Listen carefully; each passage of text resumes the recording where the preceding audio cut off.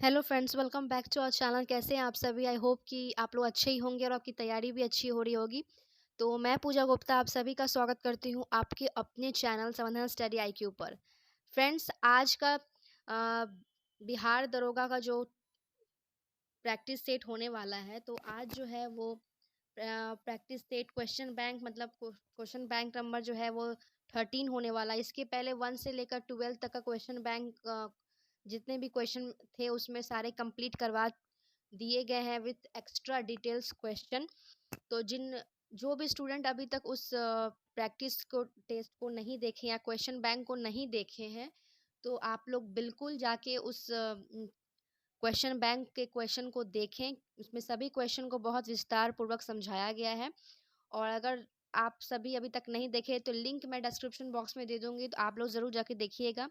अभी तक बिहार दरोगा के जितने भी क्वेश्चन पूछे गए हैं सभी के निचोड़ मैं बता रही हूँ। ऐसे ये क्वेश्चन बैंक बहुत इम्पॉर्टेंट है बिहार दरोगा एग्ज़ाम के लिए। जो भी बिहार दरोगा की तैयारी कर रहे हैं उनके लिए काफ़ी महत्वपूर्ण साबित हो गए, क्योंकि हर एक क्वेश्चन को मैं बहुत विस्तार पूर्वक समझाती हूँ। और जितने भी क्वेश्चन बनते हैं जिसमें क्वेश्चन बनते हैं डिटेल्स बताने के लिए, तो उसमें मैं बताती हूँ। इसलिए आप लोग वीडियो को स्किप नहीं कीजिएगा, वीडियो को पूरा देखिएगा, क्योंकि जितने भी क्वेश्चंस बताए जाते हैं वो किसी न किसी एग्जाम में क्वेश्चन पूछे गए हैं या आने वाले एग्जाम में पूछे जाएंगे। तो चलिए फ्रेंड्स, वीडियो की शुरुआत करने से पहले सबसे पहले मैं आपसे रिक्वेस्ट करूंगी कि वीडियो को ज़्यादा से ज़्यादा शेयर कीजिएगा, लाइक कीजिएगा और सब्सक्राइब करना ना भूलिएगा, क्योंकि इसी तरह के महत्वपूर्ण वीडियो इस चैनल में अपलोड होते रहते हैं। तो सबसे पहले आप देख लीजिए कि आज का जो वीडियो है वो बिहार पुलिस प्रवर्तन अवर निरीक्षक ईएसआई का जो मुख्य परीक्षा है, मेंस का जो है पेपर है, ये जो है इसका हल आज का सेट होने वाला है, जो 29/8/2021 को हुआ था। तो चलिए सबसे पहला क्वेश्चन आज का देख लेते हैं कि क्या है। फ्रेंड्स, वीडियो अगर पसंद आएगी तो वीडियो को शेयर करते चलिए, जिससे कि सभी क्वेश्चन जो भी बिहार दरोगा की तैयारी करें उनके लिए काफ़ी महत्वपूर्ण ये वीडियो होने वाली है। और जितने भी मैं वीडियो में क्वेश्चंस बताऊंगी, अगर आप उस क्वेश्चंस को नहीं कर पा रहे हो तो कॉपी में ज़रूर नोट करें, वो सारे क्वेश्चंस इंपॉर्टेंट रहेंगे बिहार दरोगा एग्जाम के लिए। चलिए पहला क्वेश्चन देख लेते हैं कि क्या है। इंडियन सोशल कॉन्फ्रेंस की स्थापना कब हुई है? तो यहाँ फ्रेंड्स इंडियन सोशल कॉन्फ्रेंस की बात की जा रही है। तो इंडियन सोशल कॉन्फ्रेंस की स्थापना 1887 को हुई है। किसके द्वारा हुई है? तो महादेव गोविंद रनाडे के द्वारा इसकी स्थापना की गई है। और इनके साथ रघुनाथ राव ने भी हिस्सेदारी की है, मतलब महादेव गोविंद रनाडे एवं रघुनाथ राव ने इसकी स्थापना की है। ठीक है। इसका पहला सत्र दिसंबर 1887 में मद्रास में आयोजित किया गया था, याद रखेंगे। इस सम्मेलन में अंतरजातीय विवाह का समर्थन किया गया था और बहु विवाह का निंदा किया गया था। ठीक है फ्रेंड्स, बात की जा रही है यहाँ पर 1885 की भी एक क्वेश्चन आप ध्यान पूर्वक सुनेंगे। यहाँ पर 28 दिसंबर 1885 को भारतीय राष्ट्रीय कांग्रेस की स्थापना की गई थी। ठीक है। उसके बाद 1886 के भारतीय राष्ट्रीय कांग्रेस की द्वितीय अधिवेशन हुआ था, और ये जो हुआ था 1888 में, ये कब हुआ था? ये भारतीय राष्ट्रीय कांग्रेस का चौथा अधिवेशन हुआ था, याद रखेंगे। फ्रेंड्स, महादेव गोविंद रनाडे को महाराष्ट्र का सुकरात कहा जाता है, ये भी आप ध्यान रखेंगे। चलिए नेक्स्ट क्वेश्चन देख लेते हैं क्या है। निम्नलिखित में से मगध साम्राज्य का कौन सा शहर गंगा, सोन और गंडक के संगम पर बसा है? तो इसका आंसर क्या होगा? पाटलिपुत्र। ठीक है। तो मगध साम्राज्य का पाटलिपुत्र शहर गंगा, सोन और गंडक के संगम पर बसा हुआ है। मगध साम्राज्य के हर्यक वंश के शासक उदयन ने पाटलिपुत्र शहर की स्थापना की थी। बहुत ही इंपॉर्टेंट क्वेश्चन है, याद रखेंगे। मगध साम्राज्य की जो सीमा है फ्रेंड्स, वो उत्तर में गंगा से, दक्षिण में विंध्य पर्वत से, पूर्व में चंपा से और पश्चिम में सोन नदी तक फैली हुई है। ठीक है फ्रेंड्स, पाटलिपुत्र को पहले पाटलिपुत्र का जो प्राचीन नाम था वो कुसुमपुर था। ठीक है। उसके बाद जो कालांतर में शेरशाह सूरी ने पाटलिपुत्र का नाम बदलकर क्या रख दिया था? पटना रख दिया था। ठीक है। और औरंगजेब के काल में पटना का नाम क्या रखा गया था? अजीमाबाद। ठीक है। ये औरंगजेब के जो पुत्र थे अजीमुस्तान, उसके नाम पर ये पड़ा था अजीमाबाद, याद रखेंगे। Next question. भूप्रपर्टी में सर्वाधिक पाया जाने वाला खनिज, यहाँ खनिज की बात की जा रही है, याद रखेंगे। खनिज कौन सा पाया जाता है सबसे ज्यादा, तो याद रखेंगे इसका फेल्डस्पार। भूप्रपर्टी में सर्वाधिक पाया जाने वाला खनिज जो है वो फेल्डस्पार है। और फेल्डस्पार जो फ्रेंड्स ये एल्यूमिनियम का अयस्क है, ठीक है। और भूप्रपर्टी में सर्वाधिक मात्रा में पाए जाने वाले तत्व कौन से हैं, तो ऑक्सीजन है, ठीक है। चलिए नेक्स्ट क्वेश्चन। बारामूला किस नदी के किनारे स्थित है, तो बारामूला जो है वो झेलम नदी के किनारे स्थित है। और फ्रेंड्स झेलम नदी का जो प्राचीन नाम था वो क्या था, वितस्ता नदी, याद रखेंगे। और यहाँ चिनाब नदी है, चिनाब नदी का भी प्राचीन नाम क्या था, अस्किनी था। क्लियर। Next question. जंग का रासायनिक नाम क्या है, तो जंग का रासायनिक नाम इसमें क्या होगा, ऑप्शन में देखिए। तो इसका आंसर क्या होगा, जल योजित फेरिक ऑक्साइड। जंग का रासायनिक नाम जल योजित फेरिक ऑक्साइड है, ठीक है। जब किसी धातु को वायुमंडल में खुला छोड़ दिया जाता है, ठीक है, जब किसी धातु को वायुमंडल में खुला छोड़ा जाता है तो वायु एवं जल वाष्प की अभिक्रिया द्वारा इसका क्षरण होने लगता है। इसे क्या कहते हैं, संक्षारण कहते हैं, ठीक है। किसी धातु पर जंग लगना एक रासायनिक अभिक्रिया है जिसमें धातु का भार क्या हो जाता है फ्रेंड्स, तो भार बढ़ जाता है, ठीक है। अगर लोहे को जंग से बचाने के लिए हमें क्या यूज करना चाहिए, उसकी परत, जिंक की परत उसमें चढ़ानी चाहिए, पेंट करनी चाहिए, या ग्रीस लगाना चाहिए, या मोबिल लगाना चाहिए।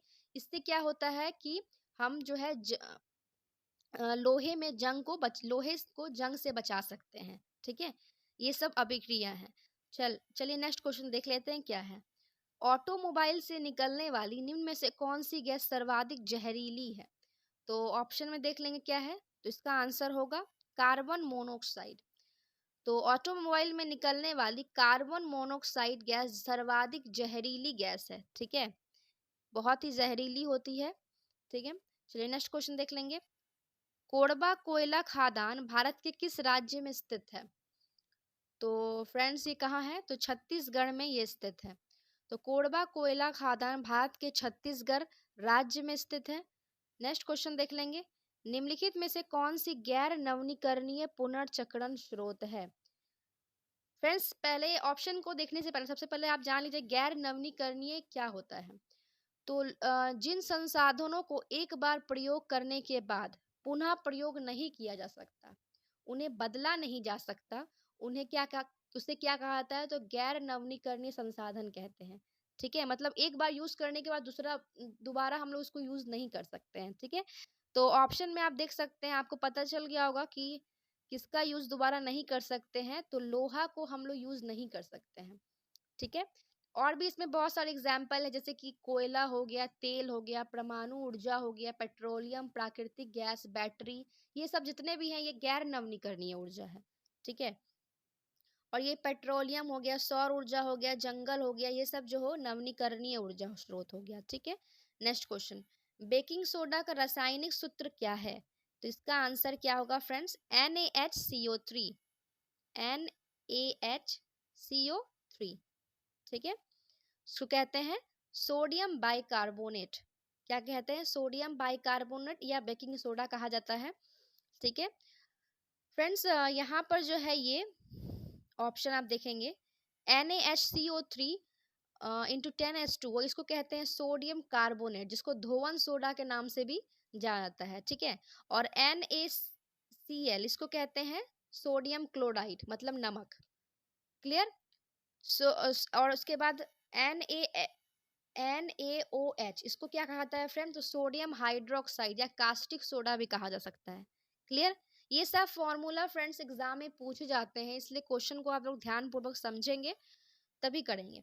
Next question. निम्नलिखित में से कौन सी नदी द्वारा बनाई गई एक निक्षेपी भू आकृति है, तो इसका आंसर है जलोढ़ पंख, ठीक है। Next question. कोरापुट निम्नलिखित में से किसके लिए प्रसिद्ध है, तो इसका आंसर क्या हो जाएगा, बॉक्साइट। फ्रेंड्स कोरापुट कहाँ है, तो कोरापुट जो है उड़ीसा राज्य में है, ठीक है। ये जो है संपन्न, मतलब बहुत यहाँ खनिज वगैरह बहुत पाई जाती है, ठीक है। अब यहाँ बॉक्साइट है, तो बॉक्साइट के बारे में जान लीजिए कि भारत में बॉक्साइट का सबसे अधिक उत्पादन कहाँ होता है, तो उड़ीसा में होता है, ठीक है। और देश में बात की जाएगी तो ऑस्ट्रेलिया में होगा। ठीक है, याद रखेंगे फ्रेंड्स, कहाँ पर होगी? ऑस्ट्रेलिया में होगी।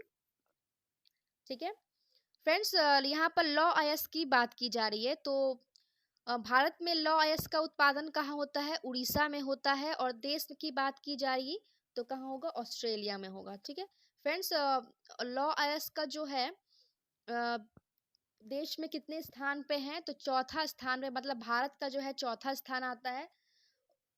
ठीक है, और कॉपर फ्रेंड्स यहाँ पर है सी नंबर में, देखेंगे कॉपर, इसका प्रथम स्थान कौन सा राज्य है? तो एमपी है। और देश की बात की जा रही है तो चिली जो है कॉपर का प्रथम स्थान रखता है। और अभड़क आप सभी को पता है, अभड़क जो है ये आंध्र प्रदेश में पाया जाता है, इसका उत्पादन आंध्र प्रदेश में होता है। क्लियर फ्रेंड्स, बहुत सारे स्टूडेंट बोल रहे थे कि मतलब कमेंट किए थे कि ऑप्शन को थोड़ा सा विस्तार पूर्वक तोड़ तोड़ के समझाएं, तो मैं पूरी कोशिश करूंगी कि आप लोगों को पूरे ऑप्शन को अच्छे से समझाऊं, जिससे कि आप सारे क्वेश्चन को कर पाएं और इससे संबंधित जो भी क्वेश्चन बनते हैं वो भी आप समझ पाएं। नेक्स्ट क्वेश्चन क्या है? क्वेश्चन नंबर 12 देख लेंगे। पश्चिमी विक्षोभ भारत में प्रवेश करने से पहले किस समुद्र से नमी प्राप्त करता है? तो इसका आंसर क्या होगा? कैस्पियन सागर। तो पश्चिमी विक्षोभ भारत में प्रवेश करने से पहले कहाँ आता है? तो कैस्पियन सागर से नमी प्राप्त करता है। ठीक है, नेक्स्ट क्वेश्चन, सादिक सिनौली निम्नलिखित में से कहाँ है? तो इसका आंसर हो जाएगा उत्तर प्रदेश। तो सादिक सिनौली जो है वो उत्तर प्रदेश में है। ठीक है, नेक्स्ट क्वेश्चन, ईस्ट का उपयोग सबसे ज्यादा किसमें होता है? तो इसका आंसर क्या हो जाएगा? Ethyl alcohol. फ्रेंड्स, ईस्ट का उपयोग सबसे ज्यादा जो है विकल्प के अनुसार इथाइल अल्कोहल से ही होता है।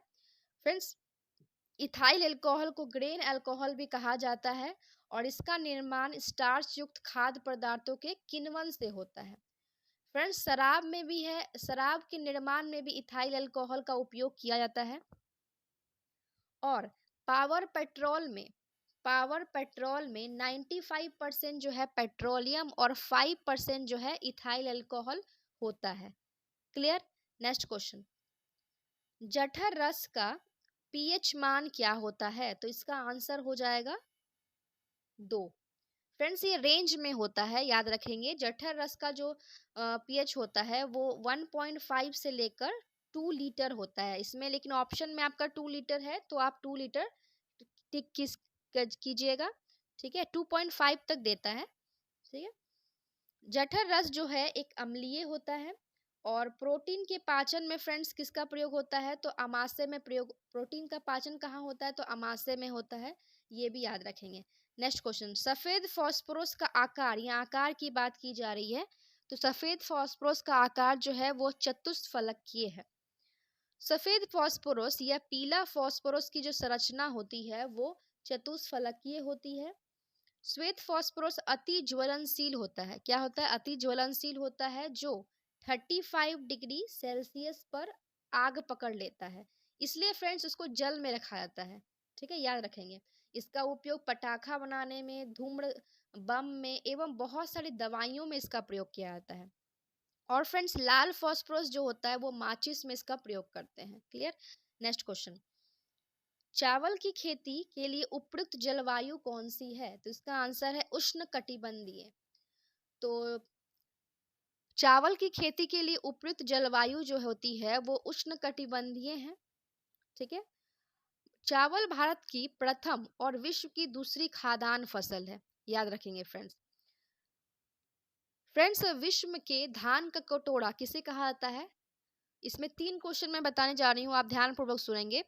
धान का कटोरा विश्व में थाईलैंड को कहा जाता है। ठीक है, भारत में धान का कटोरा किसे कहा जाता है? छत्तीसगढ़ को कहा जाता है, या कृष्ण गोदावरी डेल्टा क्षेत्र को कहा जाता है। और कहा जाएगा बिहार में धान का कटोरा किसे कहा जाता है? तो रोहतास को कहा जाता है। आप ध्यान पूर्वक सुनेंगे और समझेंगे। ये 3 क्वेश्चन बहुत ही इंपॉर्टेंट होता है एग्जाम पॉइंट ऑफ व्यू से। चलिए नेक्स्ट क्वेश्चन देख लेंगे। निम्नलिखित में से सबसे पहला एंटीबायोटिक दवा कौन सा है? तो इसका आंसर है सल्फा ड्रग। सल्फा ड्रग जो होता है फ्रेंड्स, सल्फा ड्रग नामक एक एंटीबायोटिक का जो निर्माण है वो 1935 में गरहार्ड डोमगक ने किया था। ठीक है, याद रखेंगे ये क्या है, एंटीबायोटिक दवा है। क्लियर। नेक्स्ट क्वेश्चन, निम्नलिखित में से कौन सा सबसे अधिक प्रत्यास्थ या लचीला इलास्टिक है? इसमें से स्टील जो है सबसे लचीला है या प्रत्यास्थ है या इलास्टिक है? ठीक है फ्रेंड्स, प्रत्यास्थ मतलब क्या होता है कि वह गुण जिसकी पदार्थ में प्रत्यारोपित बल को हटाने से वह पदार्थ अपनी प्रारंभिक आकृति और आकार को पुनः प्राप्त कर लेता है, उसे क्या कहते हैं, प्रत्यास्था कहते हैं। क्लियर। नेक्स्ट क्वेश्चन, निम्नलिखित में से किसकी तरंगदैर्घ्य सबसे कम है? यहाँ ऑप्शन के अनुसार बोलना है। तो फ्रेंड्स ऑप्शन के अनुसार जो एक्स किरणें जो है सबसे कम तरंगदैर्घ्य है। ऐसे फ्रेंड्स सबसे कम तरंगदैर्घ्य किसका होता है? तो गामा किरणें का होता है, याद रखेंगे। फ्रेंड्स इसका जो तरंगदैर्घ्य है एक्स किरणें का, ये होता है 10⁻⁻10 से लेकर 10⁻⁻8 मीटर तक। ठीक है, क्लियर। एक्स किरणों की खोज किसने की है? रॉन्टजेन ने की है। पराबैंगनी किरणें की खोज किसने की है? रिटर ने की है। अवरक्त किरणें की खोज किसने? हर्शल ने की है। और दृश्य किरण की खोज किसने की है? न्यूटन ने की है। क्लियर। नेक्स्ट क्वेश्चन, लोकसभा अध्यक्ष अपना त्याग पत्र किसे सौंपते हैं? तो इसका आंसर है उपाध्यक्ष। ठीक है, तो लोकसभा अध्यक्ष अपना त्याग पत्र जो है उपाध्यक्ष को सौंपता है। संविधान के अनुच्छेद 93 के तहत लोकसभा अध्यक्ष और उपाध्यक्ष के पद का उल्लेख किया गया है। फ्रेंड्स भारत में प्रथम अध्यक्ष कौन थे लोकसभा के? वो थे जीवी मावलंकर। ठीक है, लोकसभा अध्यक्ष एवं उपाध्यक्ष को संचित निधि से वेतन दिया जाता है, जिसका निर्धारण संसद द्वारा किया जाता है। ये मोस्ट इंपॉर्टेंट पॉइंट है, आप ध्यान पूर्वक सुनेंगे या याद रखेंगे। नेक्स्ट क्वेश्चन है, प्रकाश तरंग और ध्वनि तरंग के बीच का अंतर निम्नलिखित में से किस घटना पर आधारित है? तो इसका आंसर है ध्रुवीकरण। तो प्रकाश तरंग और ध्वनि तरंग के बीच का अंतर ध्रुवीकरण घटना पर आधारित है। प्रकाश जो है फ्रेंड्स वह विद्युत चुंबकीय तरंग है, जो क्या है, अनुप्रस्थ तरंग है। और इसका तरंग दैर्घ्य कितना होता है? 3900 से लेकर 7800 एंगस्ट्रॉम। ठीक है फ्रेंड्स, ध्वनि के साथ ध्रुवण का घटना नहीं होता है। ध्वनि तरंग जो है अनुदैर्घ्य तरंग है, याद रखेंगे। ठीक है, चलिए नेक्स्ट क्वेश्चन, निम्नलिखित में से किस शिलालेख में अशोक के नाम उल्लेख है? तो इसका आंसर क्या हो जाएगा? तो मौस्की शिलालेख। ठीक है, तो अशोक मौर्य साम्राज्य का जो शासक थे और अशोक ने अ, अशोक का जो नाम अशोक किसमें मिलता है? तो मौस्की अभिलेख में मिलता है। गुर्जरा नेट्टूर और उद्गोलन अभिलेख में अशोक का वास्तविक नाम अशोक का उल्लेख मिलता है। लेकिन भाबड़ू अभिलेख में, क्या बोले मैंने? भाबड़ू अभिलेख में अशोक ने स्वयं को मगध का सम्राट घोषित किया है।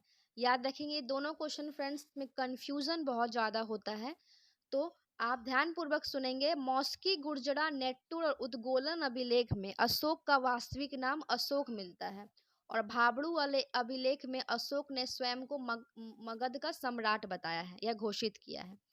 ठीक है फ्रेंड्स, अशोक को देवनाम प्रिय या प्रियदर्शी की उपाधि इन्होंने उपाधि भी धारण की है। मतलब देवनाम प्रिय किसे कहा जाता है? तो अशोक को कहा जाता है। सिंहली अनुश्रुति के अनुसार अशोक ने अपने 99 मतलब 99 भाइयों की हत्या करके सिंहासन प्राप्त किया था। ये किसमें बताया गया है? तो सिंहली अनुश्रुति के अनुसार में ये बताया गया है। ठीक है, अशोक जो था वो बौद्ध धर्म का अनुयायी था। अशोक को बौद्ध भिक्षु उपगुप्त ने बौद्ध धर्म की दीक्षा दी थी। क्लियर।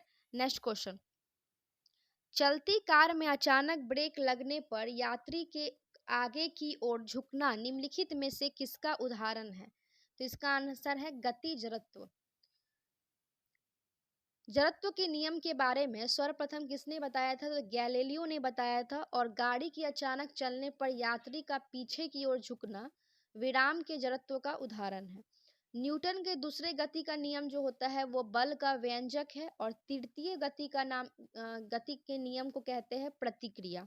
बल की विपरीत प्रतिक्रिया या बल की विकृति प्रकृति। नेक्स्ट क्वेश्चन, हुंड्रू जलप्रपात किस नदी पर अवस्थित है? तो इसका आंसर जो है वो होगा स्वर्ण रेखा नदी। हुंड्रू जलप्रपात जो है वह स्वर्ण रेखा नदी पर स्थित है। बात की जा रही है विश्व की सबसे ऊंची जलप्रपात की, तो विश्व की सबसे ऊंची जलप्रपात जो है वो एंजल जलप्रपात जो वेनेजुएला में स्थित है। कौन सी नदी पर? कैरोनी नदी पर है। और भारत की सबसे ऊंची जलप्रपात है वो है कुंचिकल जलप्रपात, वराही नदी, कर्नाटक में। क्लियर? महानदी को जो है उड़ीसा का शोक कहा जाता है। और जोगोगोस्पा जलप्रपात वो कर्नाटक में शरावती नदी पर स्थित है। नेक्स्ट क्वेश्चन, निम्नलिखित में से कौन सा अनुच्छेद कुछ मामलों का उच्च न्यायालय के स्थानांतरण से संबंधित है? तो इसका आंसर है 228। फ्रेंड्स, 226 में उच्च न्यायालय रिट जारी कर सकता है, ये है। 227 में जो है वो उच्च न्यायालय के अधीनस्थ न्यायालयों और न्यायाधिकरणों के न्यायिक एवं प्रशासनिक अधीक्षण का अधिकार है। और 225 में जो है उच्च न्यायालय की अधिकारिता का उल्लेख है। नेक्स्ट क्वेश्चन, मानव नेत्र के किस भाग पर किसी वस्तु का प्रतिबिंब बनता है? तो इसका आंसर है रेटिना एवं दृष्टि पटल में। फ्रेंड्स, कॉर्निया में जो है कॉर्निया नेत्र के बाहरी भाग पर श्वेत पारदर्शी झिल्ली होती है जिससे होकर प्रकाश आंख में प्रवेश करता है। और नेत्रदान में भी कॉर्निया का हम लोग उपयोग करते हैं। कॉर्निया के जो पीछे एक रंगीन झिल्ली का पदार्थ होता है उसे क्या कहते हैं? परितारिका कहते हैं। क्लियर? जिसे आइरिस कहा जाता है इंग्लिश में। नेक्स्ट क्वेश्चन, प्याज अपने भोजन को संग्रहित करता है, तो इसका आंसर होगा पत्तियों में।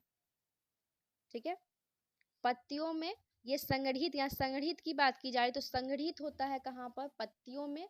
और प्याज एक रूपांतरित तना है, ठीक है, जिसे बल्ब कहा जाता है। नेक्स्ट क्वेश्चन, थाईपुसम त्योहार कहाँ मनाया जाता है? तो थाईपुसम त्योहार जो है वो तमिलनाडु में मनाया जाता है। और ओणम जो है वो केरल में मनाया जाता है। और यहाँ पर उगादी आंध्र प्रदेश और कर्नाटक में उगादी महोत्सव मनाया जाता है। नेक्स्ट क्वेश्चन, प्रोटीन का पाचन कहाँ से शुरू होता है? तो कहाँ से शुरू होता है? तो प्रोटीन का पाचन जो है आमाशय से शुरू होता है। आमाशय की दीवार पर उपस्थित जठर ग्रंथियों से जठर रस स्रावित होता है। ये भी पॉइंट आप ध्यानपूर्वक सुनेंगे, याद रखेंगे। नेक्स्ट क्वेश्चन, काजू के उत्पादन के लिए उपयुक्त मिट्टी कौन सी है? तो इसका आंसर है लेटराइट मिट्टी। तो काजू के उत्पादन के लिए उपयुक्त मिट्टी लेटराइट मिट्टी है।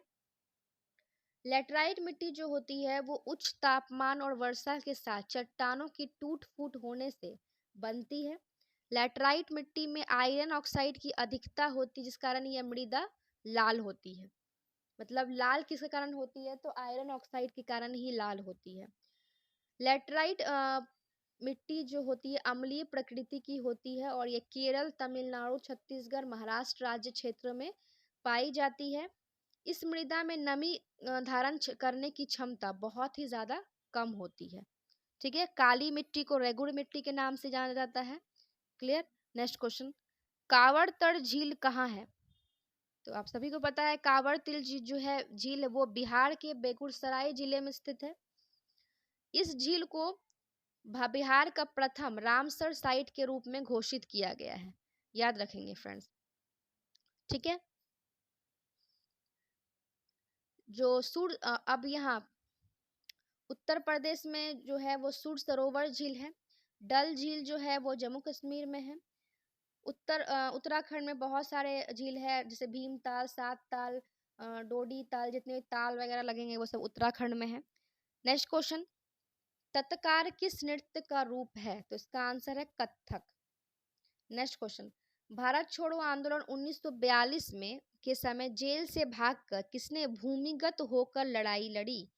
तो इसका आंसर क्या हो जाएगा? जयप्रकाश नारायण। तो भारत छोड़ो आंदोलन 1942 के समय जेल से भागकर जयप्रकाश नारायण भूमिगत होकर लड़ाई लड़ी थी। बात की जा रही है भारत छोड़ो आंदोलन की, तो भारत छोड़ो आंदोलन की घोषणा कब हुई थी? तो 8 अगस्त 1942 में इसकी घोषणा की गई थी। ठीक है। और 9 अगस्त 1942 को ऑपरेशन जीरो आवर के अंतर्गत सभी महत्वपूर्ण कांग्रेसी नेताओं को बंदी बना लिया गया था और इसी दिन भारत छोड़ो आंदोलन की शुरुआत हुई थी। ठीक है फ्रेंड्स, 9 नवंबर 1942 को दीपावली की रात्रि में ही जयप्रकाश नारायण अपने साथियों के साथ जेल की दीवार से फांद कर जेल से फरार हो गए थे। ठीक है। और जयप्रकाश नार इस अगर ऑप्शन फ्रेंड्स अरुणा आसफ अली भी दिया रहेगा तो वो भी थी। ठीक है फ्रेंड्स, नौ जयप्रकाश नारायण ने नेपाल के तराई के जंगल में रहकर आजाद दस्ता का गठन किया था। कब किया था? तो 1943 में किया था। ये आप ध्यानपूर्वक ध्यान रखेंगे कि आजाद दस्ता गठन किसने किया था? तो जयप्रकाश नारायण ने किया था। कब किया था? 1943 में। ठीक है। नेक्स्ट क्वेश्चन, यूनिसेफ का मुख्यालय कहाँ है? तो इसका आंसर हो जाएगा न्यूयॉर्क। यूनिसेफ का मुख्यालय न्यूयॉर्क में स्थित है। यूनिसेफ की स्थापना 11 दिसंबर 1946 में हुई थी। ठीक है। नेक्स्ट क्वेश्चन, राजा राम मोहन रॉय को राजा की उपाधि किसने दी थी? तो अकबर द्वितीय ने राजा राम मोहन रॉय को राजा की उपाधि दी थी। अब राजा राम मोहन रॉय के बारे में जान लीजिए। राजा राम मोहन रॉय को आधुनिक भारत का प्रथम नेता, भारतीय जागरण का जनक, नव जागरण का अग्रदूत, उसके बाद नए भारत का पैगंबर, भारत का सुधार आंदोलन के मुख्य प्रवर्तक माना जाता है। ठीक है। इन्होंने क्या किया था? मूर्ति पूजा, जाति प्रथा, धार्मिक आडंबरों का विरोध किया था। इन्हीं के प्रयासों में फलस्वरूप 1829 में विलियम बेंटिक ने सती प्रथा को समाप्त करने का कानून बनाया था। इन्होंने आत्म सभा 1815 में राजा राम मोहन राय ने आत्म सभा की स्थापना की और 1828 में ब्रह्म समाज नामक धार्मिक संस्था का स्थापना किया। फ्रेंड्स, यहाँ पर बहुत सारी उपाधियां आई हैं, तो उपाधियां के बारे में भी यहाँ पर आप थोड़ा विस्तार पूर्वक समझेंगे। रविंद्रनाथ टैगोर को गुरुदेव की उपाधि किसने दी थी? तो महात्मा गांधी ने दी थी। महात्मा गांधी को महात्मा की उपाधि किसने दी थी? तो रविंद्रनाथ टैगोर ने दी थी। सुभाष चंद्र बोस को नेताजी की उपाधि किसने दी थी? तो एडोल्फ हिटलर ने दी थी। और वल्लभ भाई पटेल को सरदार की उपाधि महात्मा गांधी की तरफ से बारदोली की महिलाएं की तरफ से महात्मा गांधी ने किसे दिया था? सरदार वल्लभ भाई पटेल को दिया था। डॉक्टर राजेंद्र प्रसाद को देश रत्न या अजात शत्रु की उपाधि किसने दी थी? तो महात्मा गांधी ने दी थी। ये सारे पॉइंट आप ध्यानपूर्वक ध्यान रखेंगे। नेक्स्ट क्वेश्चन, विश्व मानवाधिकार दिवस कब मनाया जाता है? तो इसका आंसर क्या हो जाएगा? 10 दिसंबर। तो संयुक्त राष्ट्र मानवाधिकार परिषद का गठन वर्ष 2006 में संयुक्त राष्ट्र महासभा द्वारा किया गया था और इसका जो मुख्यालय है वो कहाँ है? वो है जिनेवा, स्विट्जरलैंड। ठीक है। 20 दिसंबर को अंतर्राष्ट्रीय मानव एकता दिवस मनाया जाता है। 10 सितंबर को विश्व आत्महत्या रोकथाम दिवस मनाया जाता है और 15 अक्टूबर को विश्व छात्र दिवस मनाया जाता है। नेक्स्ट क्वेश्चन, उत्तर भारत में भक्ति आंदोलन का प्रारंभ किस संत ने किया था? तो किसने किया था? रामानंद ने किया था। ठीक है। उत्तर भारत में भक्ति आंदोलन का आरंभ रामानंद ने किया था। भक्ति आंदोलन की शुरुआत दक्षिण भारत में अलवार एवं नैनार संतों के द्वारा की गई थी। रामानंद पहले संत थे जिन्होंने हिंदी में अपना उपदेश दिया था। इसके कितने शिष्य थे? तो इसके 12 शिष्य थे। ठीक है। जिसमें से कौन कौन थे? रैदास थे, सूरदास थे, नहीं ये तो वल्लभाचार्य के शिष्य थे। रैदास थे, सेन थे, कबीर थे, धन्ना थे, ये सब जो थे उनमें 12 शिष्यों में से एक थे। ठीक है। और सूरदास जो था ये वल्लभाचार्य के शिष्य थे। नेक्स्ट क्वेश्चन, कौन सा क्षेत्र उच्च न्यायालय के अंतर्गत नहीं आता है? तो इसका आंसर है परामर्शी अधिकार। परामर्शी अधिकार जो है ये उच्च न्यायालय के अंतर्गत नहीं आता है। संविधान के अनुच्छेद 143 के तहत केवल सर्वोच्च न्यायालय को ही परामर्शी अधिकार प्राप्त है, उच्च न्यायालय को नहीं है। Next question, question number 40, steppe क्षेत्र किस फसल के लिए प्रसिद्ध है? तो इसका आंसर क्या हो जाएगा? गेहूं। स्टेपी क्षेत्र गेहूं की फसल के लिए प्रसिद्ध है। स्टेपी क्षेत्र यूरोप और एशिया मतलब यूरेशिया के उत्तरी भाग में पाया जाता है। नेक्स्ट क्वेश्चन, किस कंपनी द्वारा रेलवे की शुरुआत पहली बार की गई? तो इसका आंसर है ग्रेट इंडियन पेनिनसुलर रेलवे। तो great Indian peninsular railway company द्वारा रेलवे की शुरुआत पहली बार की गई। भारत में पहली बार ट्रेन 16 अप्रैल 1853 को मुंबई से थाने के बीच 34 किलोमीटर तक चलाई गई थी। 16 अप्रैल को भारतीय रेल परिवहन दिवस मनाया जाता है। ठीक है। नेक्स्ट क्वेश्चन, सरकार के वित्तीय खर्च की पर अंतिम टिप्पणी कौन करता है? तो इसका आंसर है नियंत्रक एवं महालेखा परीक्षक। ठीक है। नियंत्रक और महालेखा परीक्षक का जो किस अनुच्छेद में है? तो 148 में इसकी बात की गई है। नेक्स्ट क्वेश्चन, संविधान के कौन सी विशेषता वास्तविक रूप से संघात्मक नहीं है? तो इसका आंसर है एकीकृत न्यायपालिका। भारतीय संविधान में संघीय प्रणाली को कौन से देश के संविधान से लिया गया है या अपनाया गया है? तो कनाडा के संविधान से अपनाया गया है। ठीक है। और संसदीय प्रणाली कहाँ से अपनाई गई है फ्रेंड्स? संघीय और संसदीय दोनों में बहुत फर्क होता है। संघीय जो है कनाडा से अपनाया गया है और संसदीय जो है वो ब्रिटेन से अपनाया गया है। ठीक है फ्रेंड्स, भारत में एकल नागरिकता का प्रावधान है जो कहाँ से लिया गया है? ब्रिटेन के संविधान से लिया गया है, ध्यान रखेंगे। नेक्स्ट क्वेश्चन, किस संविधान संशोधन के तहत राष्ट्रपति को मंत्रिमंडल की राय मानने के लिए बाध्य किया गया या किया गया पूछ रहा है? तो इसका आंसर हो जाएगा 42 संविधान संशोधन। इस क्वेश्चन को आप ध्यानपूर्वक सुनेंगे जो मैं कह रही हूँ। 42वां संविधान संशोधन के तहत राष्ट्रपति को मंत्रिमंडल की राय मानने के लिए बाध्य किया गया है। इस संशोधन अधिनियम द्वारा प्रस्तावना में समाजवादी, पथनिरपेक्ष और अखंडता शब्द जोड़े गए। ठीक है। लेकिन 44वां संविधान संशोधन के तहत मतलब 1978 के तहत ये है निरस्त कर दिया गया है। ठीक है। यह दो क्वेश्चन मैंने बताया। मंत्रिमंडल की राय, राष्ट्रपति को मंत्रिमंडल की राय मानने के लिए बाध्य किया गया है 42वां संविधान संशोधन अधिनियम के तहत, लेकिन इसको रद्द कर दिया गया है 44 संविधान संशोधन 1978 द्वारा। ठीक है, क्लियर। 52वां संविधान संशोधन में दल बदल की बात की गई है। ठीक है। और 42वां संविधान संशोधन में प्रस्तावना में समाजवादी, पथनिरपेक्ष, अखंडता शब्द की जोड़ा गया है। मौलिक कर्तव्य भी इसी में जोड़ा गया है। ठीक है। नेक्स्ट क्वेश्चन, लौरिया अरेराज क्या है? तो इसका आंसर है स्तंभ लेख। लौरिया अरेराज जो है एक स्तंभ लेख है और ये कहाँ पर है? ये पूर्वी चंपारण में है। ठीक है, पूर्वी चंपारण में है। और लौरिया नंदनगढ़ कहाँ है? ये पश्चिमी चंपारण में है। क्लियर। नेक्स्ट क्वेश्चन, कैंसर कोशिका के परीक्षण को कहा जाता है? तो इसका आंसर है बायोप्सी। नेक्स्ट क्वेश्चन, भूमध्य रेखा से ध्रुवों की ओर जाने पर जी अर्थात गुरुत्व जनित त्वरण का मान क्या है? तो इसका आंसर है बढ़ता है।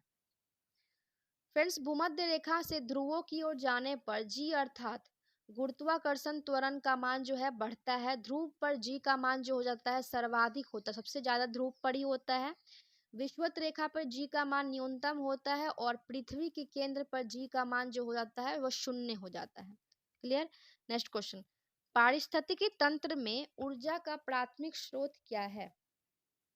तो इसका आंसर क्या हो जाएगा? सूर्य प्रकाश। पारिस्थितिकी तंत्र में ऊर्जा का स्रोत जो है वो सूर्य प्रकाश है। पारिस्थितिकी तंत्र की स्थापना किसने की है? तो टांसले ने की है, याद रखेंगे 1921 में। ठीक है। और ऊर्जा का पिरामिड फ्रेंड्स याद रखिएगा, ऊर्जा का पिरामिड सदैव जो होता है सीधा होता है। नेक्स्ट क्वेश्चन, भारतीय वानस्पतिक सर्वेक्षण कहाँ है? तो इसका आंसर है कोलकाता। भारतीय वानस्पतिक सर्वेक्षण संस्थान जो है कोलकाता में है और इसकी स्थापना 1890 में हुई है। इस संस्थान की स्थापना सर जॉर्ज किंग के निर्देशन में हुई थी। वन अनुसंधान संस्थान का मुख्यालय कहाँ है? देहरादून में है। ठीक है, नेक्स्ट क्वेश्चन। पोंग बांध भारत के किस राज्य में स्थित है? तो इसका आंसर है हिमाचल प्रदेश। तो पोंग बांध हिमाचल प्रदेश में व्यास नदी पर स्थित है। अब बात की जा रही है व्यास नदी की, तो व्यास नदी रोहतांग दर्रे के निकट व्यास कुंड से निकलती है और हरिके नामक स्थान के निकट सतलज नदी में मिल जाती है। ठीक है, माता टीला नदी कहाँ है फ्रेंड्स? तो रिहंद नदी उत्तर प्रदेश में है। ठीक है, इंदिरा गांधी नहर परियोजना कहाँ है? तो पंजाब और राजस्थान राज्य की संयुक्त परियोजना है। ठीक है, यह सतलज और व्यास नदी के संगम पर स्थित है। Next question. भारत के संविधान की 8वीं अनुसूची में कितने भाषाओं को उल्लेख किया गया है? तो इसका आंसर है 22 भाषाओं का उल्लेख किया गया है।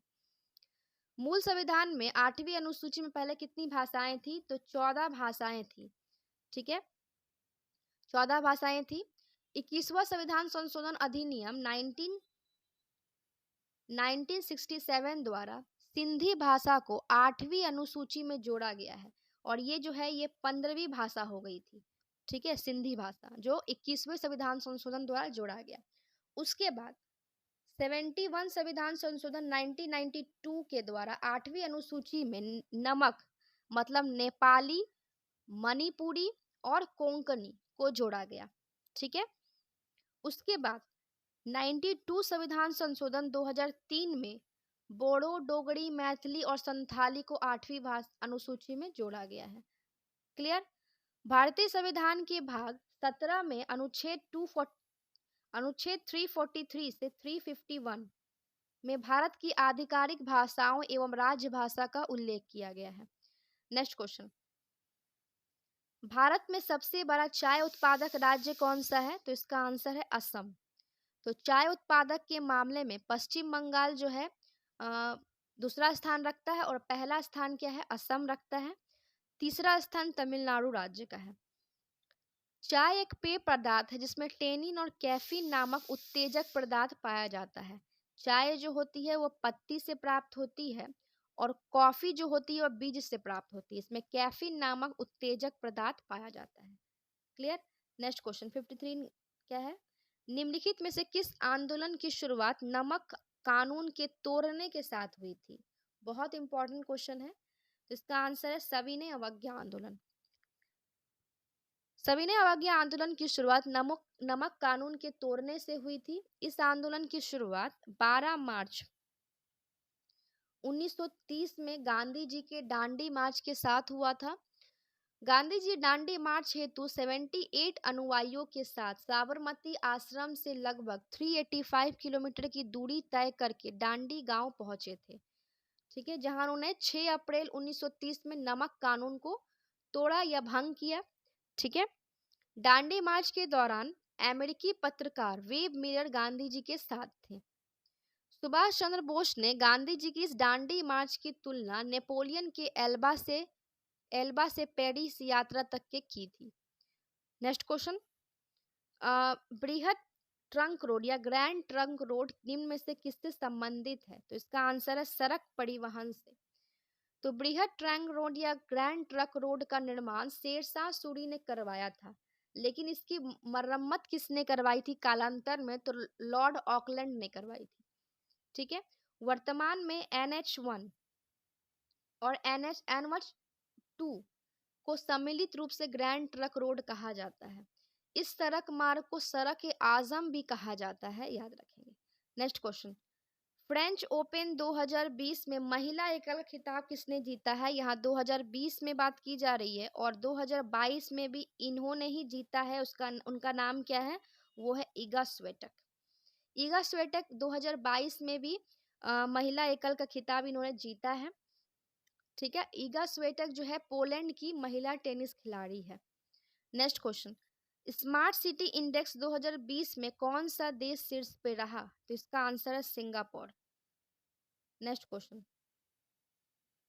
और यहाँ 2020 की बात की जाए तो 2022 में जान लीजिए 2022 में स्मार्ट सिटी में पहला स्थान इंदौर का है। Next question. वर्ष 2020 में प्रतिष्ठित गोल्डन पीकॉक पर्यावरण प्रबंधन पुरस्कार में किस सार्वजनिक क्षेत्र के उपक्रम से सम्मानित किया गया? तो किसको सम्मानित किया गया? तो सेल को किया गया था, भारतीय इस्पात प्राधिकरण लिमिटेड को। ठीक है, यहाँ 2020 की बात की जा रही है, तो 2021 में भी सेल को ही मिला है और 2022 में बीएसएनएल को मिला है, याद रखेंगे। ठीक है, नेक्स्ट क्वेश्चन।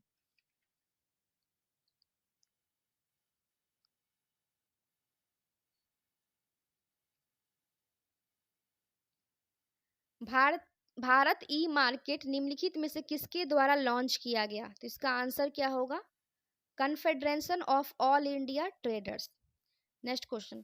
आईआईटी मद्रास ने हाल ही में किस नाम से इलेक्ट्रिक टू व्हीलर लॉन्च किया? तो इसका आंसर है आईआईटी पाई बीम। ठीक है, नेक्स्ट क्वेश्चन। गुलजार देहलवी जिनका हाल ही में निधन हो गया किस क्षेत्र से संबंधित थे? तो इसका आंसर क्या हो जाएगा? कवि थे ये। ठीक है, इनका निधन 2020 में हुआ है, मतलब 12 जून 2020 में हुआ है। ठीक है, next question. Making of a general the Himalayan echo के लेखक कौन है? तो इसका आंसर है कौनशम हिमालय सिंह। Next question. सीलम एवं इन्फ्यूजर जो हाल ही में खबरों में थे किस क्षेत्र से संबंधित है? तो इसका आंसर है पर्यावरण। Next question. मनोज दास जिनका हाल ही में निधन हो गया वे कौन थे? तो ये थे लेखक। जिनमें मैं समझ रही हूँ फ्रेंड्स कि मुझे इन्फॉर्मेशन देनी चाहिए, उसमें मैं आपको ज़्यादा से ज़्यादा इन्फॉर्मेशन दूंगी। आप निश्चित रहेंगे, और वीडियो अगर पसंद आ रही हो तो वीडियो को लाइक करते चलिए, शेयर करते चलिए। Next question. हाल ही में पहली स्वदेशी विकिरण रोधी मिसाइल जिन्हें डीआरडीओ ने विकसित किया है उनका नाम क्या है फ्रेंड्स? तो इसका आंसर क्या हो जाएगा? रुद्र 1। फ्रेंड्स, इसमें 2-4 क्वेश्चन मैं बताना चाहूंगी, आप ध्यानपूर्वक सुनेंगे। भारत की प्रथम परमाणु पनडुब्बी कौन सी थी? तो वो थी आईएनएस चक्र। ठीक है, भारत के प्रथम स्वदेशी परमाणु पनडुब्बी कौन सी थी? तो वो थी आईएनएस अरिहंत। भारत का प्रथम परमाणु रिएक्टर कौन सा था? तो वो था अप्सरा। भारत का प्रथम पनडुब्बी कौन सा था? वो था आईएनएस कावेरी। भारत का प्रथम विमान वाहक पोत कौन सा था? वो था आईएनएस विक्रांत। भारत का प्रथम मध्यम दूरी वाला मिसाइल कौन सा था? वो था अग्नि। भारत का प्रथम पश्चेपात्र कौन था? वो था पृथ्वी। और भारत का प्रथम आणविक केंद्र कौन है? तो तारापुर है। क्लियर? ये जितने भी क्वेश्चन मैंने बताए प्रथम वाले एग्जाम में पूछे जाते हैं, रेलवे हो गए या बिहार दरोगा या ग्रुप डी या किसी में भी एग्जाम में पूछे जाते हैं। ध्यानपूर्वक आप याद रखेंगे, अगर नहीं आपको याद है तो कॉपी में नोट जरूर कीजिएगा। Next question. कपिला कार्यक्रम जो हाल ही में चर्चा में रहा किस क्षेत्र से संबंधित है? तो इसका आंसर क्या हो जाएगा? बौद्धिक संपदा। ठीक है, नेक्स्ट क्वेश्चन। निम्नलिखित में से कौन सा अनुच्छेद कुछ राज्यों में संघ से अनुदान का प्रावधान है? कुछ राज्यों को संघ से अनुदान का प्रावधान करता है, तो इसका आंसर है अनुच्छेद 275। Next question. भारतीय अंतरिक्ष अनुसंधान संगठन का शैक्षणिक केंद्र किस राज्य में स्थापित किया गया है? तो इसका आंसर है उत्तर प्रदेश। तो इसरो या भारत अंतरिक्ष अनुसंधान संगठन ने उत्तर प्रदेश के आईआईटी बीएचयू में एक क्षेत्रीय शैक्षणिक केंद्र स्थापित किया है। इसरो भारत की अंतरिक्ष एजेंसी है और इसकी स्थापना कब हुई है? 15 अगस्त 1969 को हुई है। इसका अभी वर्तमान अध्यक्ष कौन है फ्रेंड्स? तो एस सोमनाथ है। ठीक है, चलिए नेक्स्ट क्वेश्चन देखेंगे। प्रोफेसर सौरभ लोढ़ा को वर्ष 2020 के लिए नैनो साइंस एंड टेक्नोलॉजी को यंग कैरियर अवार्ड से सम्मानित किया गया। वे किस आईआईटी संस्थान के प्रोफेसर हैं? तो इसका आंसर हो जाएगा आईआईटी बॉम्बे। ठीक है, क्या हो जाएगा? आईआईटी बॉम्बे। Next question. सरसों अनुसंधान केंद्र कहाँ स्थित है? तो इसका आंसर हो जाएगा राजस्थान में। फ्रेंड्स, सरसों अनुसंधान केंद्र राजस्थान में स्थित है और इसका वास्तविक नाम क्या है? ब्रेसिका कैपेस्ट्रीज है। ठीक है, नेक्स्ट क्वेश्चन। प्रथम भारतीय पुरापाषाण कलाकृति कहाँ से प्राप्त हुआ है? तो इसका आंसर है पोलावरम। तो प्रथम भारतीय पुरापाषाण कलाकृति पोलावरम से प्राप्त हुआ है। भारत में पुरापाषाण संस्कृति की खोज किसने की है? रॉबर्ट ब्रूस फुट ने की है। याद रखेंगे कब की है? 1863 में की है। नेक्स्ट क्वेश्चन, किसी दल की विपक्षी दल का दर्जा प्राप्त करने के लिए कम से कम कितनी फीसदी सीट प्राप्त होनी चाहिए, या कोरम कितनी होनी चाहिए? तो ये होना चाहिए 10%। लोकसभा के प्रथम विपक्षी दल के नेता कौन थे? तो वो थे राम सुभग सिंह। ठीक है, लोकसभा के विपक्षी दल का दर्जा प्राप्त करने हेतु 10%, मतलब लोकसभा में 10% होगा तो उसका मतलब क्या हो जाएगा फ्रेंड्स? 55 सीटें इसे प्राप्त होनी चाहिए। और राज्यसभा में विपक्षी दल के नेता में 10% होना चाहिए, मतलब 25 सीट राज्यसभा में होनी चाहिए। ठीक है, नेक्स्ट क्वेश्चन, नवपाषाण कालीन गड्ढे आवासों के अवशेष कहाँ पाए गए हैं? तो इसका आंसर है जम्मू कश्मीर। तो जम्मू कश्मीर के ब्रुज होम गर्तावास में मालिक के शव के साथ पालतू कुत्ते को दफनाने का प्रमाण मिला है। ठीक है, नवपाषाण काल जो है पहिए का आविष्कार भी कहाँ हुआ है? नवपाषाण काल में ही हुआ है। नेक्स्ट क्वेश्चन, कोई मसाला अवशिष्ट शक्तियों के अंतर्गत आता है या नहीं, यह तय करने का मामला है। कोई मामला अवशिष्ट शक्तियों के अंतर्गत आता है या नहीं, यह तय करने का अंतिम अधिकार किसके पास है? तो इसका आंसर है सर्वोच्च न्यायालय को। ठीक है, नेक्स्ट क्वेश्चन, लोक लेखा समिति में लोकसभा में कितने सदस्य होते हैं? तो इसका आंसर है कितने होते हैं? तो 15 सदस्य होते हैं। लोक लेखा समिति में कुल 22 सदस्य होते हैं, जिसमें से लोकसभा में 15 होते हैं और राज्यसभा में 7 होते हैं। ठीक है, लोक लेखा समिति सदस्य एकल संक्रमणीय मत द्वारा अनुपातिक प्रतिनिधित्व के सिद्धांत के अनुसार निर्वाचित होते हैं। ठीक है, नेक्स्ट क्वेश्चन, तुर्कान ए चहलगानी को किसने समाप्त किया? यहाँ समाप्त पूछी जा रही है, तो इसका आंसर हो जाएगा बलबन। लेकिन शुरुआत किसने की है? तो इल्तुतमिश ने इसकी शुरुआत की है। ठीक है, बलबन का वास्तविक नाम क्या था? तो बहाउद्दीन था। और बलबन के दामाद नसरुद्दीन महमूद ने बलबन को उलुग खान की उपाधि प्रदान की थी। ध्यान रखेंगे।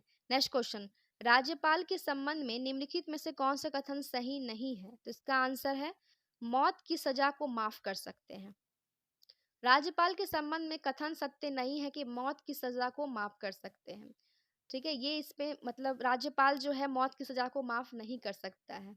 लेकिन कौन माफ कर सकते हैं? तो राष्ट्रपति माफ कर सकते हैं। किसमें ये बात बताई गई है? तो 72 में बताई गई है। ठीक है फ्रेंड्स, राज्यपाल के क्षमादान संबंधित प्रावधान निम्नलिखित में कौन सा अनुच्छेद में है? तो ये 161 में है। ठीक है, राज्यपाल कम से कम 14 साल की जेल की सजा पूरी करने से पहले ही कैदियों को क्या कर सकता है? माफ कर सकता है। नेक्स्ट क्वेश्चन क्या होगा? और हाँ, एक और पॉइंट याद रखिएगा कि राज्यपाल पद का सृजन किस अनुच्छेद में है? तो अनुच्छेद 153 में है। ठीक है, नेक्स्ट क्वेश्चन, सात ये मैथ है, तो मैथ आप बना सॉल्व कर लीजिएगा, तो इसका आंसर हो जाएगा सी। अच्छा, इसके बाद फ्रेंड्स 77 से लेकर 700 तक जो है ये मैथ ही है। ठीक है, तो 76 से जितने जीके था मैंने आप सभी को क्लियर करवा दिया है। तो ये फ्रेंड्स, ये वीडियो आपको कैसा लगा आप कमेंट करके ज़रूर बताइएगा। और वीडियो आपको पसंद आए तो ज़्यादा से ज़्यादा शेयर कीजिएगा, लाइक कीजिएगा, सब्सक्राइब कीजिएगा, क्योंकि इसी तरह की इम्पॉर्टेंट वीडियो मैं इस चैनल में लाती रहती हूँ। तो मिलती हूँ नेक्स्ट सेट के साथ। जय हिंद, जय भारत।